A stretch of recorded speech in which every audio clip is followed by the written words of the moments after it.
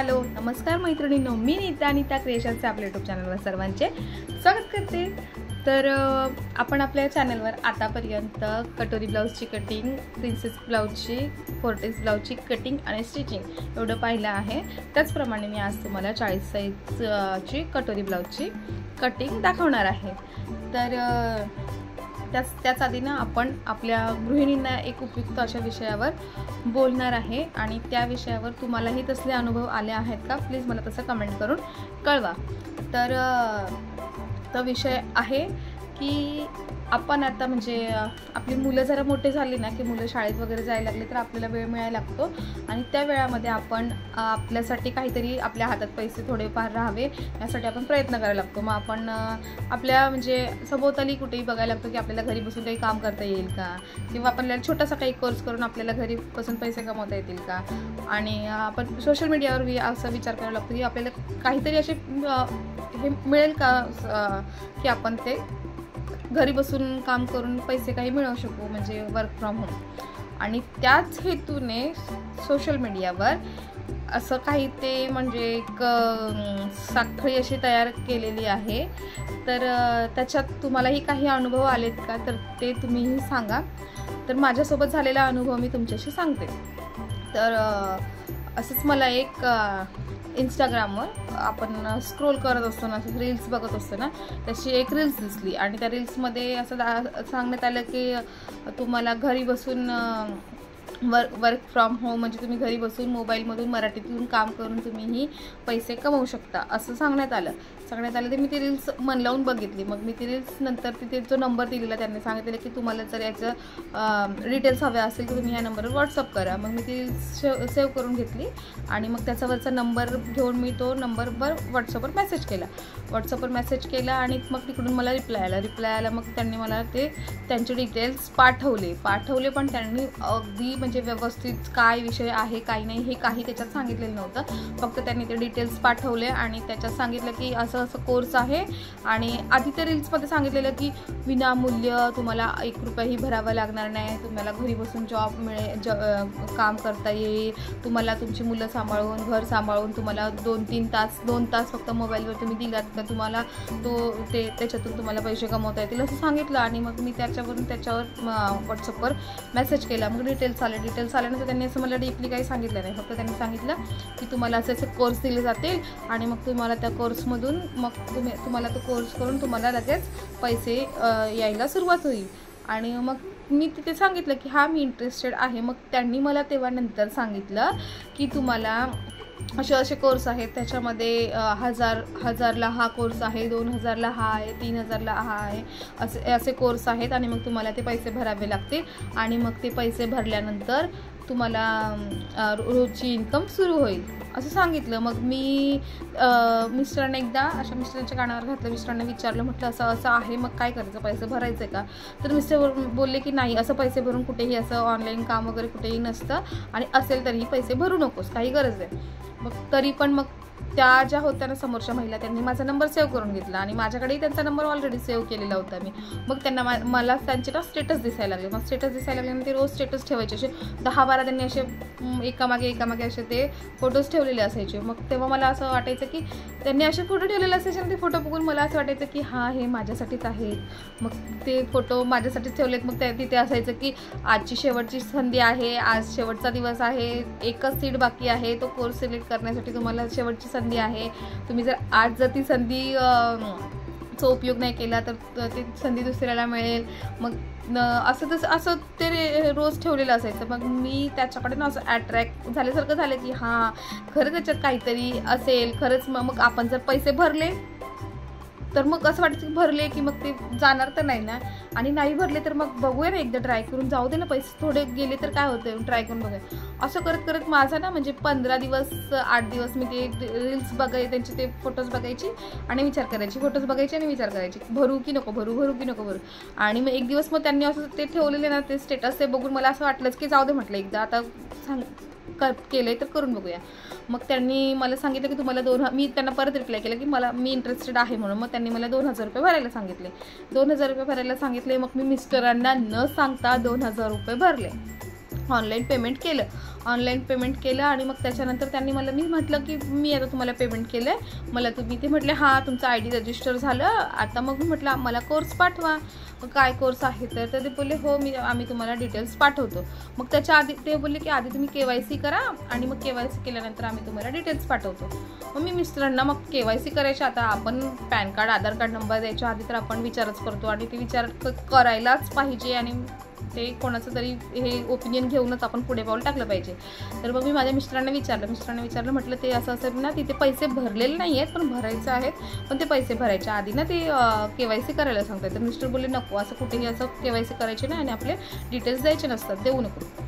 तर मग मी KYC केले नाही. मग मी KYC केलं नाही. मग मी त्यांना म्हटले की मॅडम मी KYC करू शकत नाही आणि मला तुम्ही तो कोर्स पाठवा ना काय आहे. मग त्यांनी तो कोर्स पाठवला. तर त्या कोर्समध्ये काय होतं की म्हणजे ज्या प्रकारे त्यांनी ते जे फोटो ठेवलेले होते ना स्टेटसला ते सारखे तुम्ही पैसे भरा आणि तुम्ही पैसे भरले नाही तर मग तुमची ही शेवटची संधी आहे आणि तुम्ही ही संधी गमावली तर मग तुम्हाला दुसरी संधी मिळणार नाही आणि तुमच्यासाठीच आहे, खास तुमच्यासाठी, हे जे फोटो होते ना मग ते फोटो त्यांनी मला सेंड करणार आणि मग मी ते फोटो परत माझ्या स्टेटसला ठेवायचे आणि मग मी माझ्या स्टेटसला ठेवल्यानंतर मग माझ्यासारख्याच तुमच्यासारख्याच काही गृहिणी असतील मग त्या बघतील, मग त्यांनी बघितल्यानंतर मग त्यांनाही तसंच माझ्यासारखं असं अट्रॅक्ट झाल्यासारखं होईल आणि मग त्याही त्याच्यात ते पैसे गुंतवतील आणि मी ज्याप्रमाणे ते 2000 रुपये भरले ना त्याच्यातून मग ते 2000 रुपयामधून ज्याच्याकडे मी ते रजिस्ट्रेशन केलं, म्हणजे माझं फक्त काय ते रजिस्ट्रेशन वगैरे काही नसतं, माझं फक्त नाव दिलं तिथे, मग त्यांनी ते पैसे माझ्याकडून जसे घेतलेत ना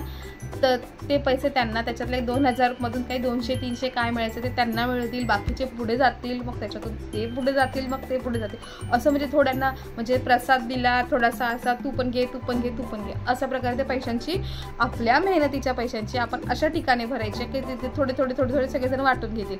आणि मग त्यांनी सांगितलं की तुम्ही असं स्टेटसला ठेवा आणि मग तुमच्याकडेही ते येतील आणि मग तेव्हा तुम्हाला तुमची पेमेंट सुरू होईल. मग ते माझ्या मनाला काही पटलं नाही. मग मी माझ्या भावाला विचारलं, माझ्या भावाला सांगितलं की म्हटलं असं आहे, मी अशा म्हणजे मिस्टरांना सांगितलेलं नव्हतं तेव्हा मी, तर मिस्टर ओरडले असते भरपूर, मिस्टरांना सांगितलं होतं, माझ्या दादाला मी फोन करून सांगितलं की असं आहे, मग मी आता याचं काय करू. तर माझा दादा म्हटलं की असं काही नसतं, असं हे सगळं फ्रॉड आहे, तिथे पैसे वगैरे भरू नको आणि KYC करू नको आणि त्यांना सांग की माझे पैसे परत द्या.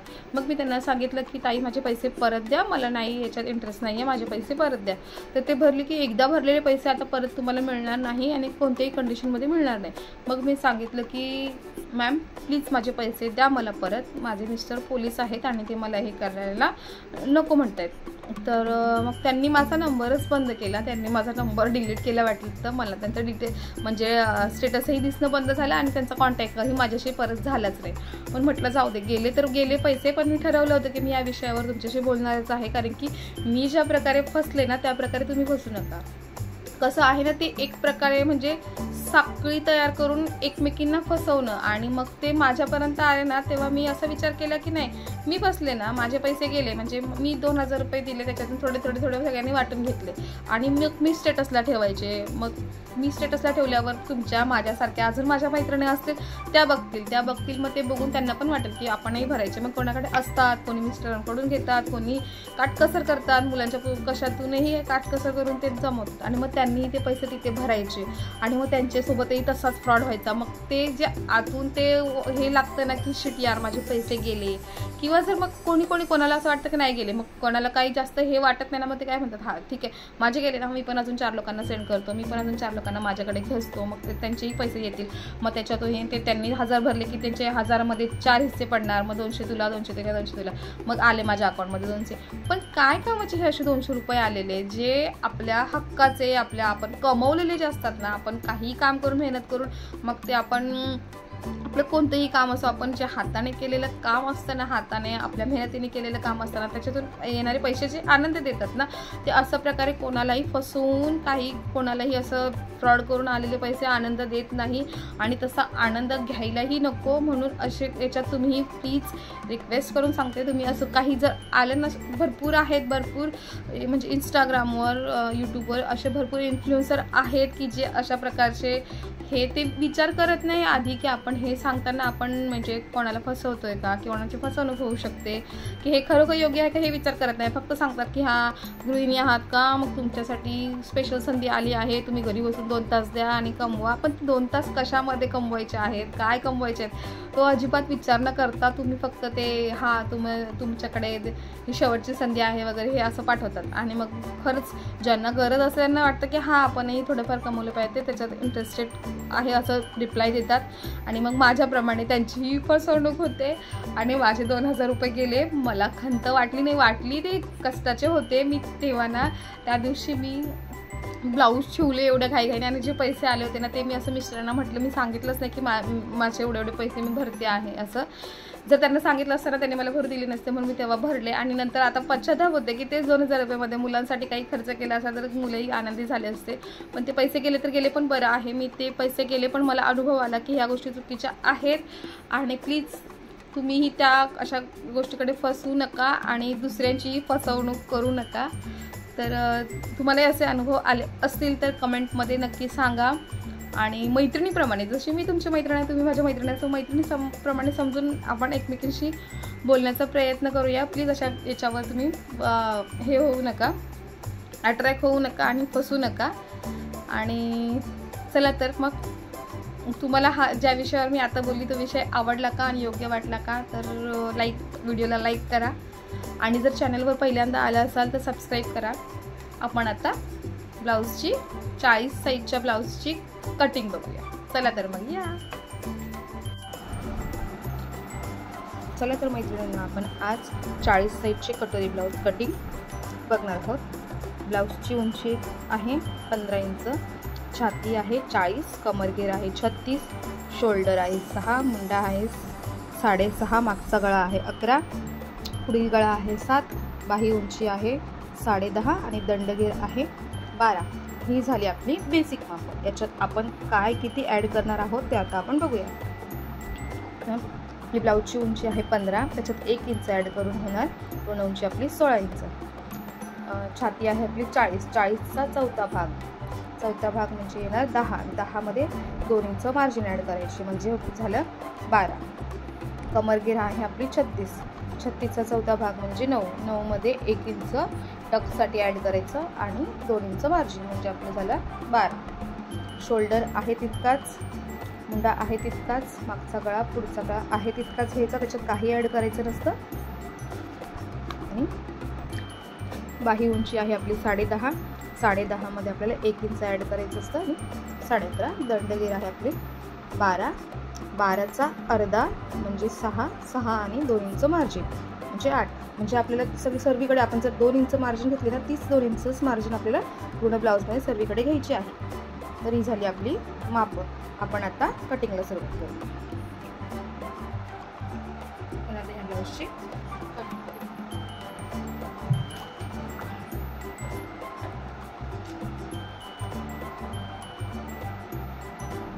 हे आहे आपलं अस्तर. आपल्याला 40 साईजच्या ब्लाऊजमध्ये 1 मीटर अस्तर लागणार किंवा त्याच्यापेक्षा जास्तही लागू शकतं, बाही वगैरे फुल असेल तर.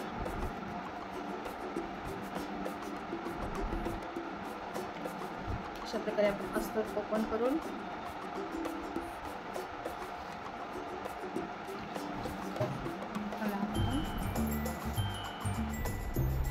असा 2 पार्टमध्ये डिवाइड करून घ्यायचं. आता आपलं हे मोजायचं आहे 12 इंच येत आहे का,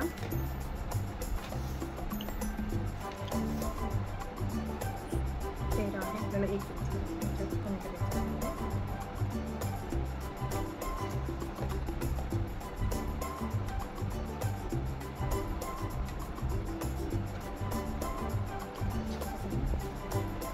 बारा इंचावर आपण अस्तर 2 फोल्ड करून घेतलं.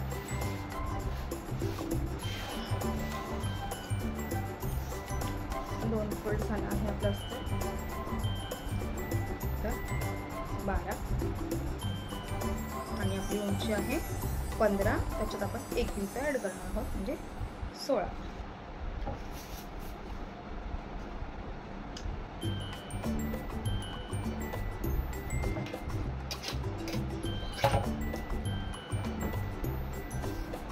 आणि सर्वप्रथम आपण खालच्या साईडला असं एक सरळ रेष ओढून घेऊ.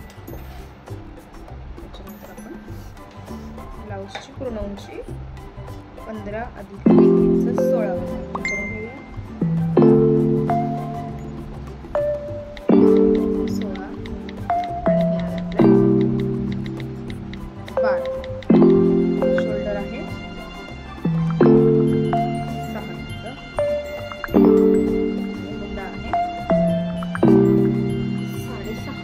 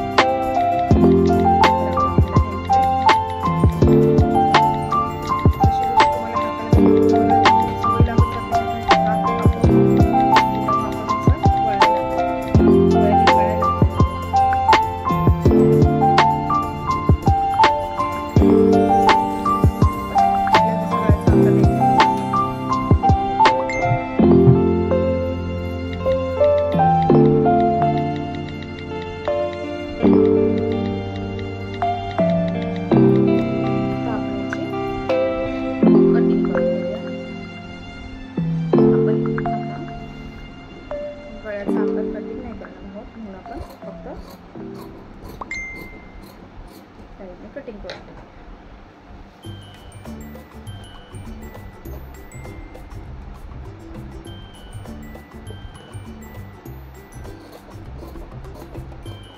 माझ्या मिस्टरांची आता सध्या ना नाईट शिफ्ट चालू आहे, म्हणून मी आता सर्व घरातली कामं आवरून मुलांना झोपवून मग नंतर निवांत ब्लाऊजची कटिंग करत होते. म्हणून म्हटलं चला त्याच बरोबर कटिंग करता व्हिडिओही काढून आपण मैत्रिणींपर्यंत पोहोचवलं. झाली आपली बॅक पार्टची कटिंग. आता फ्रंट पार्ट. जसं आपण अस्तर फोल्ड केलेलं असतं ना त्याचप्रमाणे आपण अस्तर करत तसंच पुढे सरकवून घ्यायचं, हलू नाही द्यायचं. बघा हे हलल्याने तसं नाही हलू द्यायचं, नाही तर पार्ट मागे पुढे होऊ शकतात. आता आपण करूया फ्रंट पार्टची कटिंग.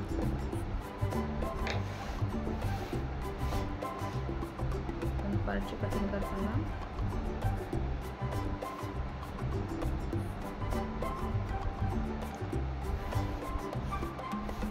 जी आपली गळा रुंदी आहे ना, ही गळा रुंदी अशी धरून अशी हे अर्धा इंच आहे म्हणून हे पुढे सोडून द्यायचं. तसंच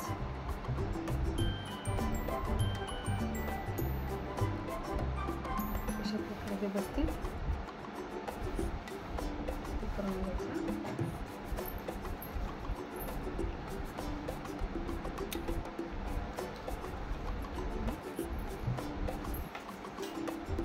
ठेवू आजूबाजूला आपण अशी आहे तशी मार्किंग करून घ्यायची.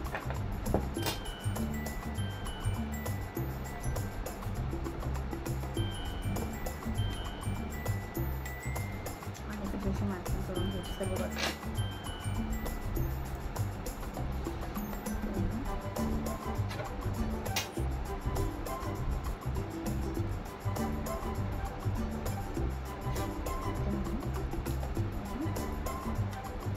मुंड्याचा जसा आहे आकारचा आकार घेऊन घ्यायचा आणि आता हा पार्ट इथे आपण साईडला ठेवून घ्यायचा.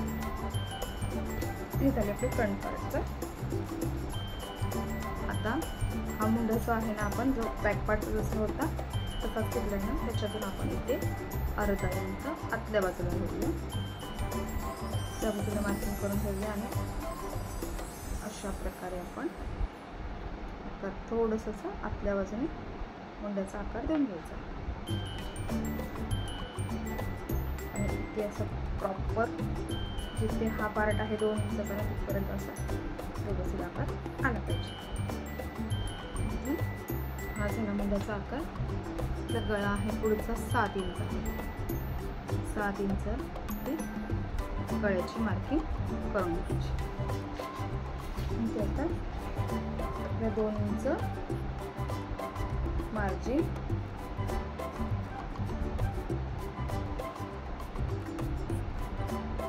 ते जितकं आहे आपल्याला त्याचा आपल्याला कटोरीसाठी इथे 3.5 वर मार्किंग करून घ्यायची. 3.5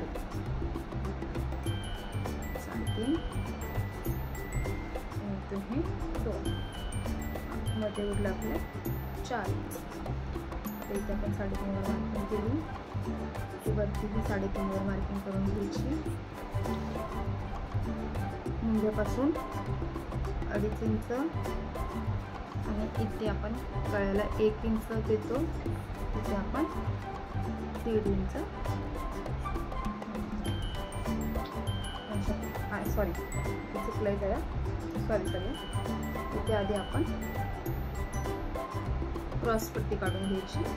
योगपट्टी इथून 2.5 इंच आणि इथून 2 इंच इथून 2 इंच 2.5 आणि 2 इंचाची अशी योगपट्टी आपण आधी काढून घ्यायची आणि मग त्याच्यानंतर इथून ही मार्जिनचे 2 इंच आणि इथून हे 3.5 इंच आणि मग अशा प्रकारे आपण कटोरीचा आकार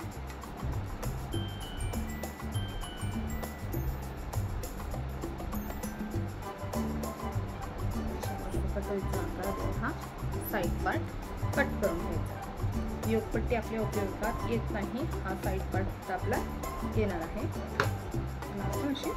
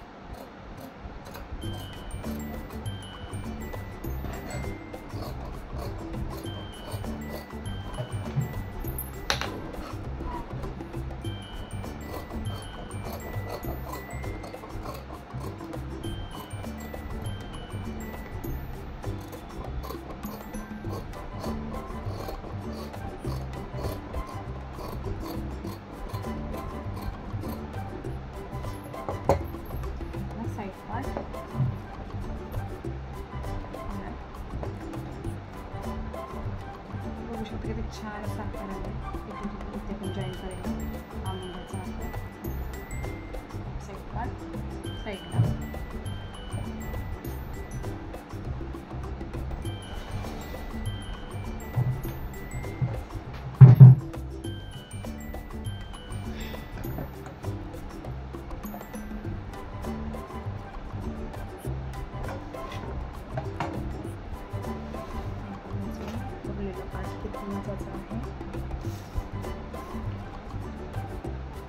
पार्ट आहे 8 इंचाचा. आपल्याला कटोरी काढायची आहे 10 इंचाची. म्हणजे आपली छाती आहे 40चा चौथा भाग 10 इंचाची कटोरी काढायची आहे. याच्यातून 10 इंचाची कटोरी निघणार नाही. मग आपण याच्यातून योगपट्टी काढून घेऊ. योगपट्टी आहे, योगपट्टी आपल्याला लागणार आहे 3.5 आणि 3 इंचाची. 3.5 आणि 3 इंचाची. आणि रुंदी लागणार आहे आपल्याला 12 इंचाची.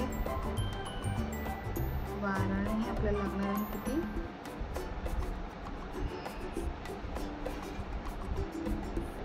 9 अधिक 2 अधिक 1 12 इंचाची योगपट्टी लागणार आहे आपल्याला. 12 योगपट्टी करून घ्यायची.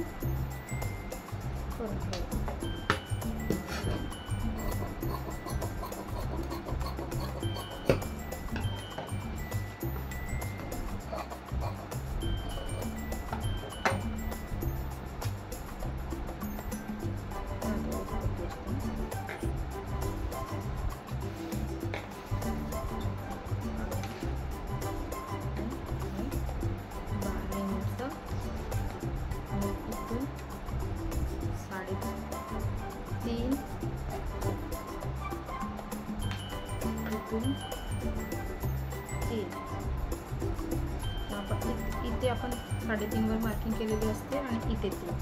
तर आपल्या प्रॉपर योगपट्टीचा आकार येण्यासाठी काय करायचं, आपण हे 3 पासून ना अशी क्रॉस रेषा न नेता अशी सरळ रेष न्यायची. सरळ अशी सरळ रेष नेल्यानंतर इथून आपल्याला 3.5 वर प्रॉपर आहे बघा. 3.5 प्रॉपर 3.5 वर अशी रेषा जोडून घ्यायची. म्हणजे हा योगपट्टीचा प्रॉपर आकार.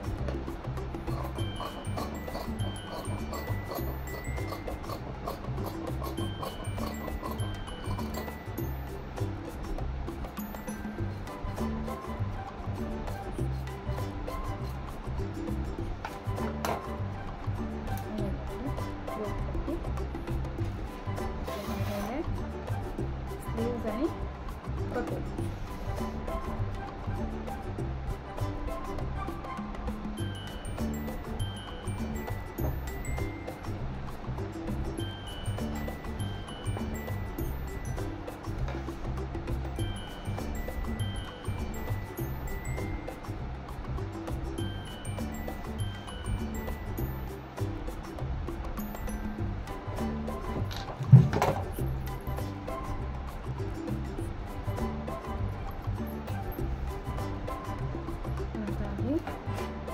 काढून घेऊया. आणि त्याच्यानंतर मग कटोरी काढूया. आपल्याला कापड अगदी व्यवस्थित जास्त न यूज होता व्यवस्थित कटिंग करायची असते म्हणून आधी बघून घ्यायचं. काय काढूया त्याच्यानंतर आपल्याला इथे अजून थोडंसं कापड राहिलं असतं ना इथून कटोरी निघाली असते आपली.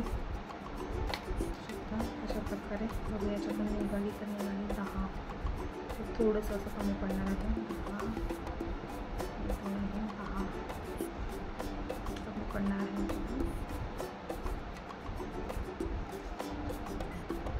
त्याच्यासाठी स्लीव काढून घेतली आहे.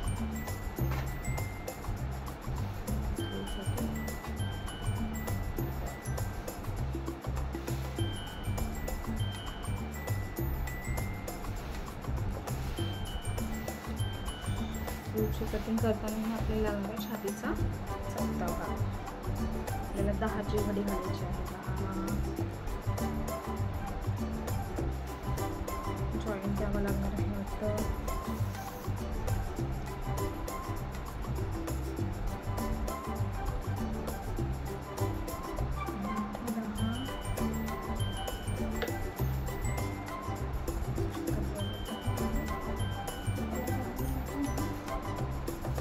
जॉईन करूया.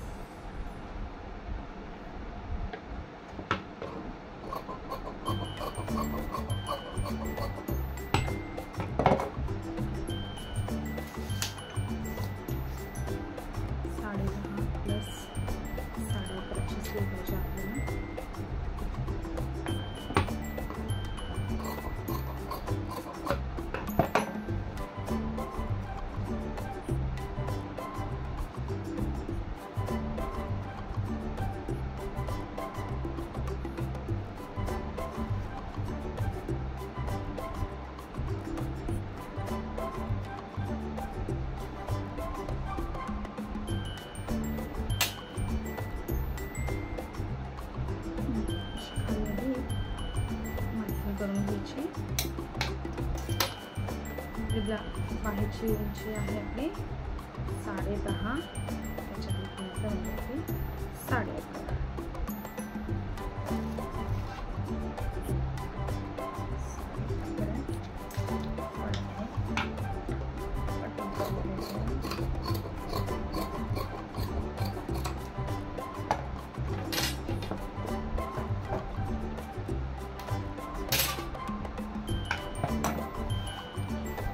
कटिंग झाल्यानंतर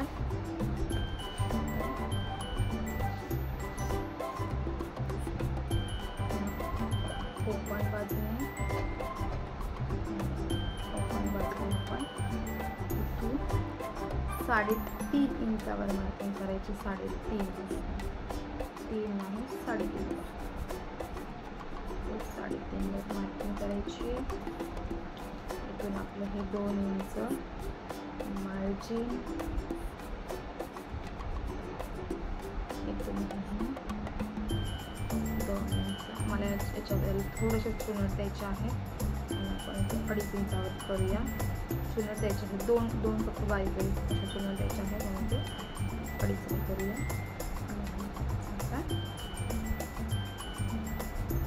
जोडून घ्यायचा. याचा काढूया आपण मध्य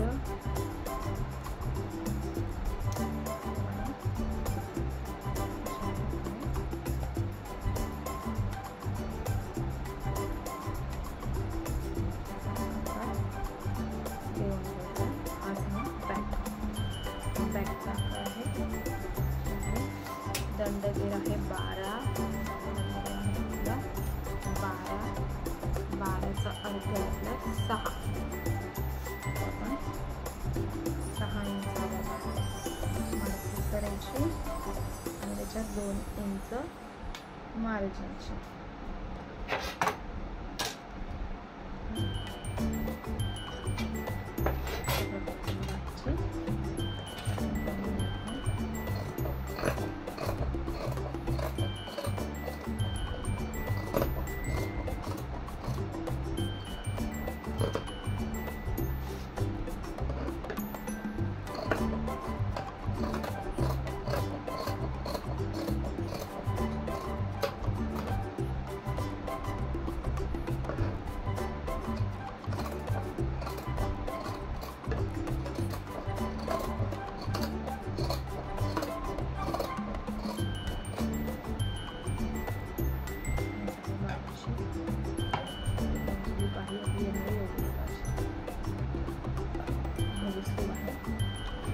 स्लीवची कटिंग हा झाला पार्ट झाला. आपण त्याच्यावरूनच फ्रंट पार्टची कटिंग करून घेऊया. आता सॉस लावायचा.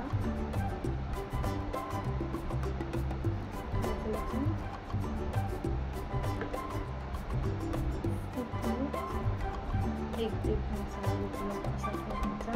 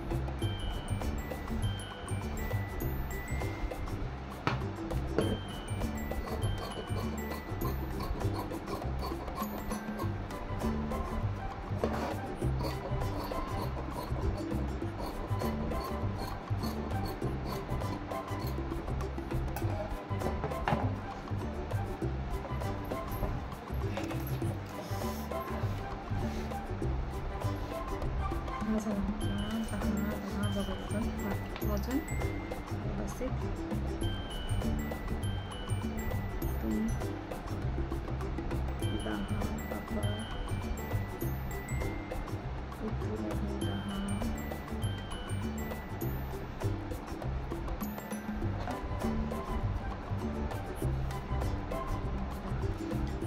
10 सर्वीकडून 10 आणि 10 असा बॉक्स म्हणजे बघा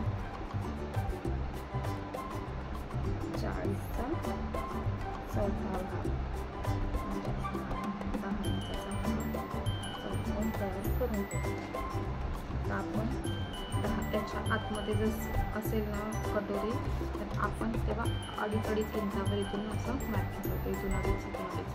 आता आपण याच्यात 3 इंच करूया, 3 इंच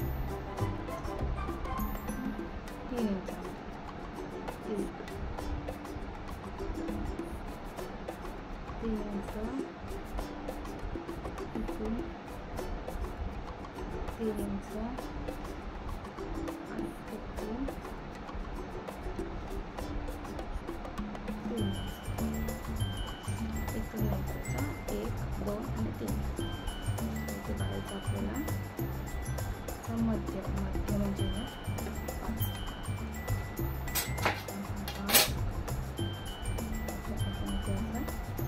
जोडून घ्यायचा, इथून जोडून घ्यायचा आणि इथे दाखवायचा.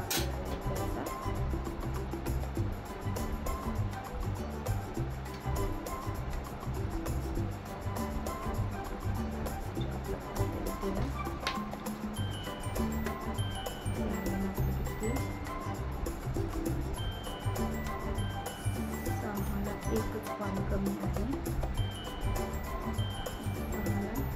1च पाणी कमी आहे. त्याच्यापेक्षा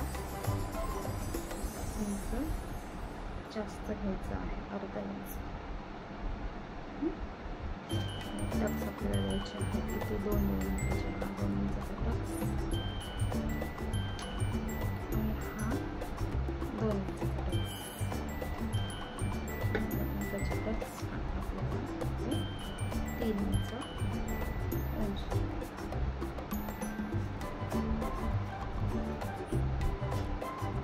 ते कसाला